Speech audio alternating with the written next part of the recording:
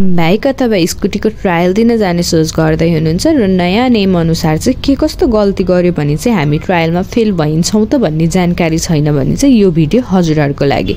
नमस्ते सम्पूर्णलाई, आज म हजुरहरूलाई नयाँ नियम अनुसार गर्न नहुने गल्तीको बारेमा जानकारी दिन गइरहेकी छु। कृपया भिडियो अन्तिमसम्म हेरिदिनु होला र भिडियो मन परेमा लाइक, कमेन्ट र यस्तै अन्य जानकारी चाहिएमा मेरो च्यानललाई सब्स्क्राइब गरिदिनु होला।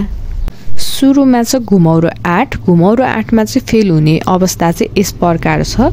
एकपटक भन्दा बढी अंकित रेखा छोएमा, सवारीको टायर अंकित रेखा भन्दा बाहिर गएमा, एकपटक भन्दा बढी भुइँमा खुट्टा टेकेमा, ठीक दिशाबाट ठीक तरिकाले 8 नबनाएमा र सवारीको स्टार बन्द भएमा चाहिँ 8 मा चाहिँ हामी फेल हुन्छौं। र दोस्रो नम्बरमा रहेको छ सागुरो फ्ल्याग। सागुरो फ्ल्यागमा चाहिँ फेल हुने अवस्था यस प्रकार रहेको छ। भुइँमा खुट्टा टेकेमा वा फ्ल्याग पार गर्नु अघि नै बाहिर निस्केमा हामी फेल हुन्छौं। र तेस्रो नम्बरमा रहेको छ युटर्न। युटर्नको फेल हुने अवस्था चाहिँ यस प्रकार छ। अंकित रेखा छोएमा युटर्न गर्ने बेला चाहिँ हामीले कतै पनि लाइन टच गर्नु हुँदैन। यदि लाइन टच गर्यो भने चाहिँ हामी फेल हुन्छौं। र चौथो नम्बरमा छ स्पिक ब्रेकर। स्पिक ब्रेकरमा चाहिँ फेल हुने अवस्था यस प्रकार छ। एकपटक भन्दा बढी खुट्टा भुइँमा टेकेमा, एकपटक भन्दा बढी सवारीको स्टार बन्द भएमा चाहिँ हामी फेल हुन्छौं।